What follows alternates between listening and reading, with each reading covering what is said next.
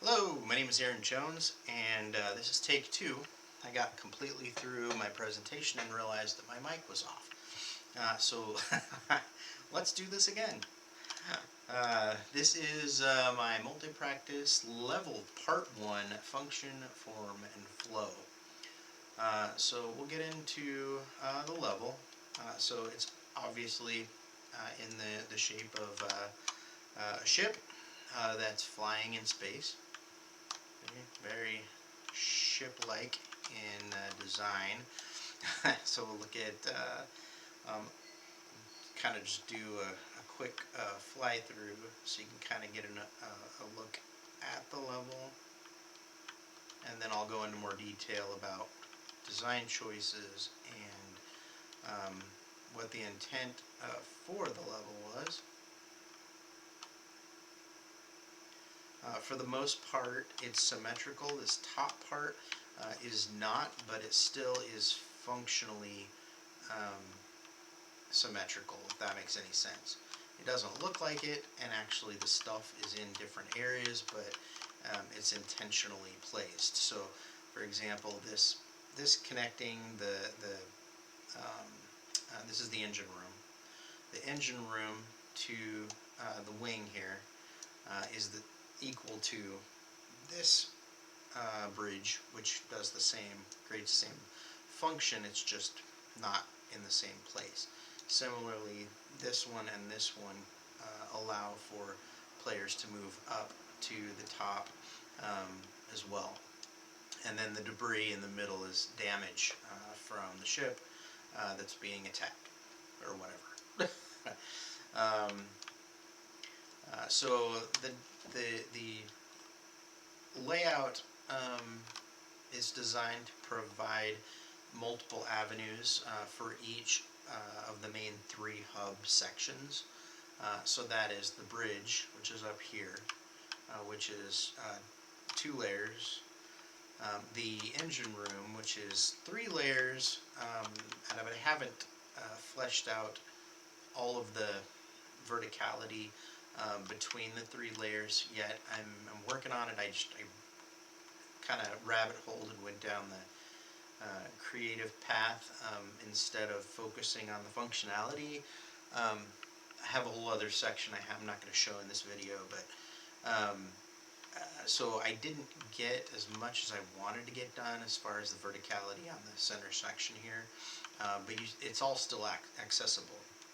But the intent is for there to be multiple avenues of enter and exit capabilities for each of the sections.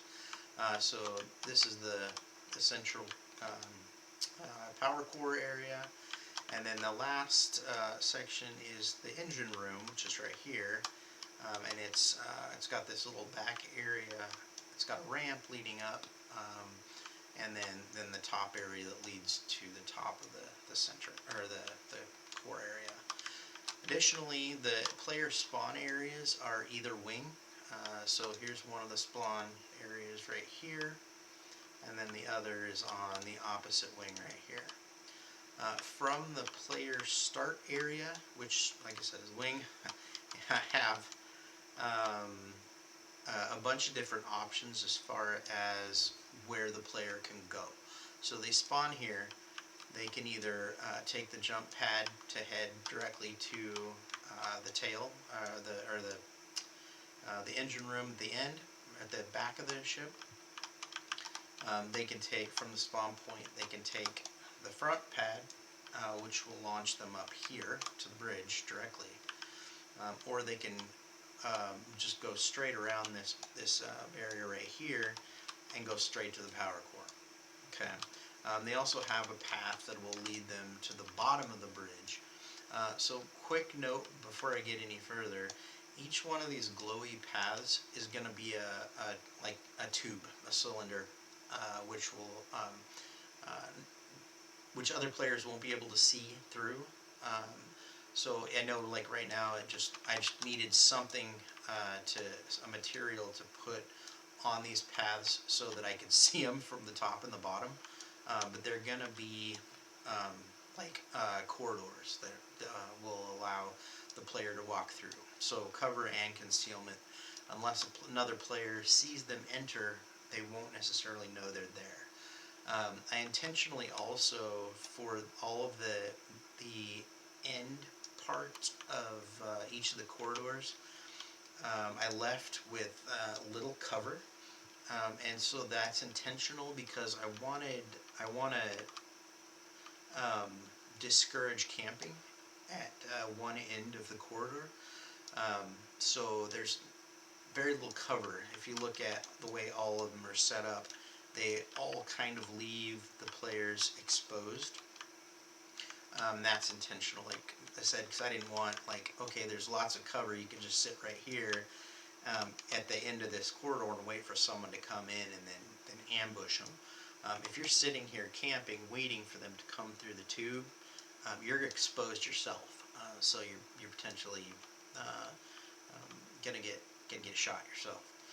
So in any event, I kind of derailed, but the intention for the starting area was to give the player the most options as possible for choosing which direction to go, right? So from the starting area, jumping to the front of the ship, jumping to the back, or launching themselves up on top of the wing, or taking either one of these paths. There's 5 different options from the very beginning of the game.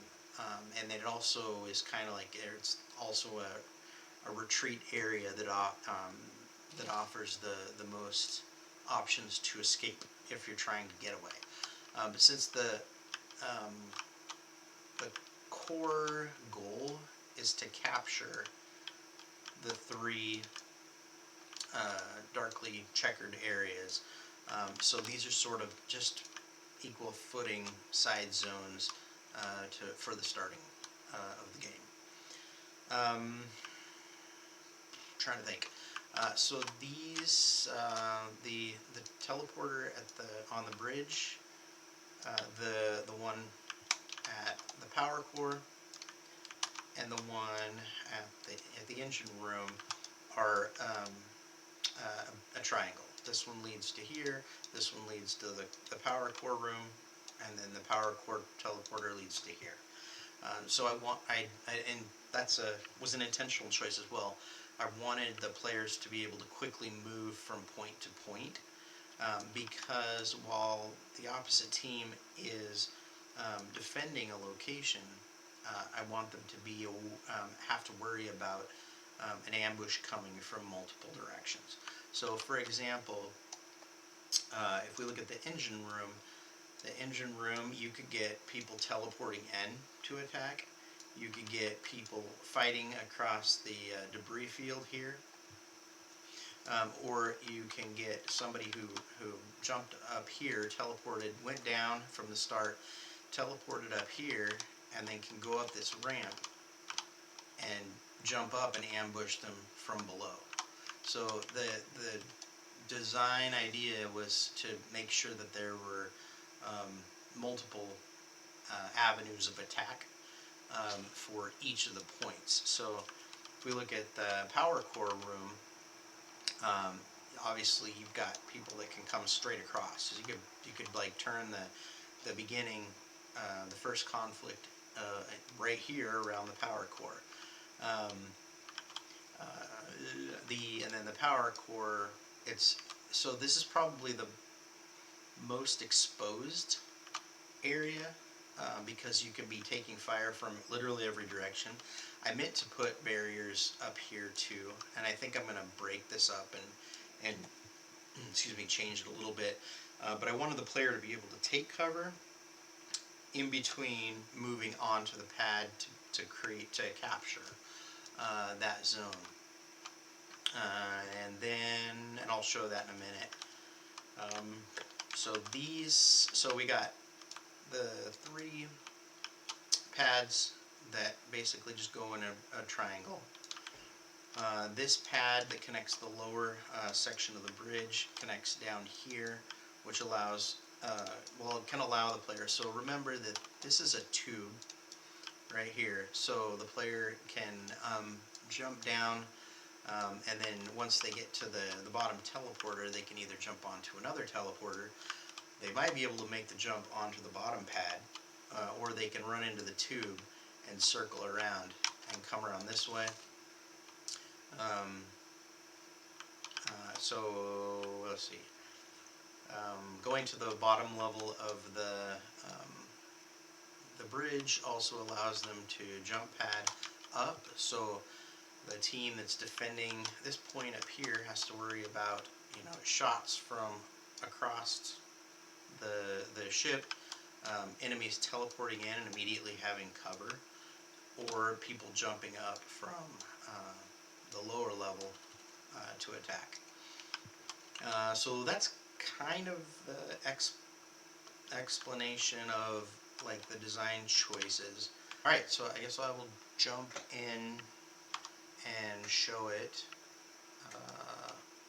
Yeah, alright, so it randomly teleports you or spawns you on either side of the wings, right? So I put this here intentionally so that you can't necessarily see the player, which the other player spawns over there. So you can also decide how you want to go. Okay, if you decide to take this jump pad, the player couldn't necessarily see your decision until they had already committed to what they want to do. Okay, so from up here, obviously you can capture the bridge pad, keeping an eye down here from attacks coming from below, or you can run over to teleporter, which takes you to the very back. So this is the back of the ship. So you've got danger from below right here. They can jump up. If they took a lower path, then they can run up here. And they can pop up and shoot you. And then down here in the power core. Okay, so this area, this is I would say probably the hardest to defend. The reason is because you're so exposed. Like you can get shot from just about anywhere. So I intentionally put a lot of cover. Because the player's probably going to have to keep moving from cover and then pop in to capture. But the player also has to be really careful when they're fighting back and capturing and dodging and ducking behind cover, because if you get too close to the power core, you blow up. So spawn back in. So we went forward last time, so we go do the tail jump, and now we can like look around for people. Did they spawn down there, or did they jump down there, or did they go to the core? So if they go down there, or if they went up, we could go jump down there. But mainly I put this jump point here because I wanted to give the player the opportunity to access this this section. I also have ramps though, just in case, like if you fell or you misjumped or whatever, you're not just stuck down here. And the only way or if you wanted, I don't know, just another path to get to the midsection, you can teleport up there. But I wanted to make sure that there was also another means of getting there from the bottom, since there's not really anywhere else to go from the bottom level. All right, so let's go back up here. So once you make it up here, you've got, like this, you're defending this area. They can teleport in behind you. They've got people that can jump up and shoot you, or you can fight across the electrified chasm here. But make sure you make your jumps, because that can happen too. Let's see. So you can. I guess that's kind of it. I don't know that I've not shown anything else. Oh, you can run around behind to get up on the wing. Kind of give you an idea of like where you want to go. The wing leads straight to the battleground area on the top. On both sides, you have two different paths from each side. Oh, goodness, if you can make the jump. Oh shoot, I didn't mean to do that. Trying to think. I think that's kind of everything from the power room up to the bridge. Show that these jump pads function as intended. Yeah, I think that's it. All right, thank you.